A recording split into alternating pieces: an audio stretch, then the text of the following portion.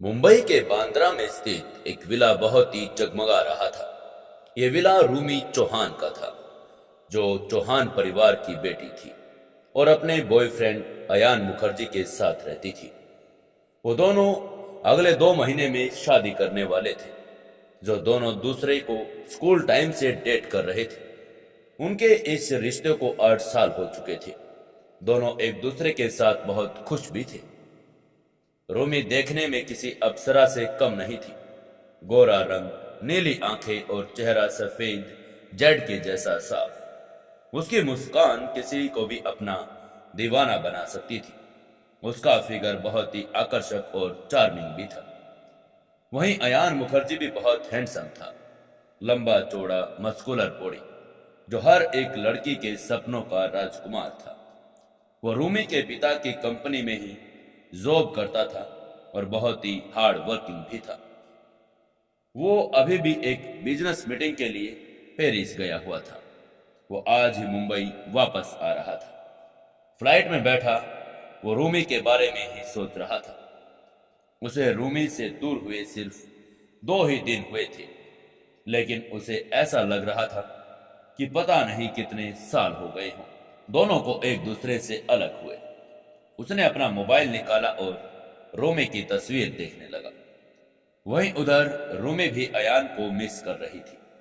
वो इस बात को लेकर एक्साइटेड भी थी कि अयान वापस आ रहा है। वो भी अपने मोबाइल में अयान की ही तस्वीर देख रही थी। उसे थोड़ी थोड़ी शर्म भी आ रही थी। वो इस बात को सोचकर शर्मा रही थी कि आने वाले 2 महीनों में उन दोनों की शादी होने वाली है। इसी बीच उधर अयान की फ्लाइट भी एयरपोर्ट पर लैंड कर गई। वह एक्साइटमेंट में जल्दी से बाहर निकला और पार्किंग की तरफ भागा। उसने एयरपोर्ट की पार्किंग में ही अपनी गाड़ी पार्क की थी। उसने गाड़ी में बैठते ही गाड़ी स्टार्ट की और रूमी से मिलने के लिए उसके विला की तरफ चल पड़ा। वो गाड़ी बहुत ही फास्ट चला रहा था, जल्दी से रूमी से मिलना चाहता था। लगभग 20 मिनट में वो रूमी के पास भी पहुंच गया। अयान ने बेसमेंट में गाड़ी पार्क की और ऊपर चला गया। ऊपर आते ही उसने डोरबेल बजाई और कुछ ही देर में रूमी ने दरवाजा खोला। जैसे ही रूमी ने दरवाजा पर खड़े अयान को देखा तो उसकी आंखें खुशी से चमक गई। उसने अयान को देखते ही खुश होते हुए कहा, हे बेब। रोमी ने खुश होते हुए अयान के गालों को चूम लिया और उसे थोड़ी देर के लिए गले लगा लिया। अयान मुखर्जी ने भी मुस्कुराते हुए कहा, है डार्लिंग, मुझे तुम्हारी बहुत याद आ रही थी। रूमी ने भी उसकी बाहों में झूमते हुए कहा, मैं भी तुम्हें बहुत मिस कर रही थी। वैसे तुम्हारा पेरिस का ट्रिप कैसा रहा? अयान ने उसकी आंखों में देखते हुए कहा, हम पेरिस एक बिजनेस मीटिंग के लिए गए थे, इसलिए ज्यादा बाहर घूमने फिरने का मौका ही नहीं मिला। अयान ने बिजनेस स्टडीज में ग्रेजुएशन किया था। उसके बाद से ही रूमी के पापा की कंपनी में वो काम कर रहा था और उसके पापा का काम उसे बहुत पसंद भी था। तभी रूमी ने अयान की आंखों में देखते हुए कहा, ओह, मैं तुम्हारा बेसब्री से इंतजार कर रही थी। चलो खाना खाते हैं, मुझे बहुत भूख लगी है। अयान ने उसकी बात पर सिर हिलाते हुए कहा, मुझे एक छोटा सा मेल करना है, वो करने दो, उसके बाद हम बाहर खाने के लिए चलेंगे, ठीक है ना?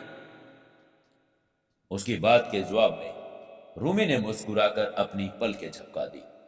वो सोफे की तरफ चली गई और अयान को देखने लगी। ये तो कमाल की बात थी कि वो दोनों 8 साल से एक दूसरे के साथ रिलेशन में थे और वो सोचकर रूमी खुशी से फूली नहीं समा रही थी कि अयान उसका पति बनेगा और वो दोनों हमेशा एक दूसरे के साथ रहेंगे।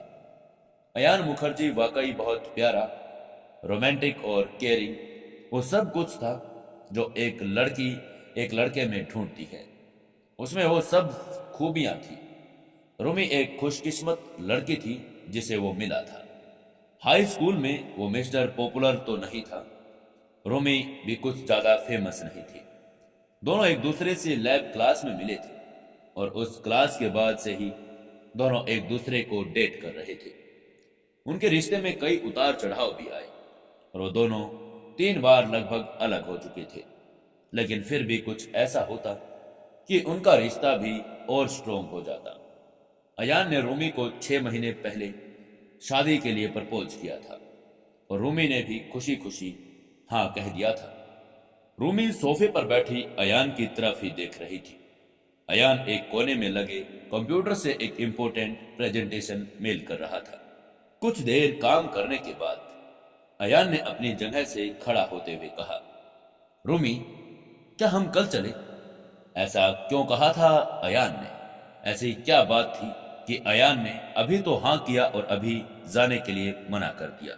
जानने के लिए अभी के अभी सब्सक्राइब करें आपका चैनल सुकून एफएम। और दोस्तों, पूरी कहानी देखने के लिए डिस्क्रिप्शन में प्लेलिस्ट पर जाएं और साथ में और दूसरी कहानियां देखने के लिए चैनल के अलग अलग प्लेलिस्ट में जाकर कहानियां जरूर सुनें।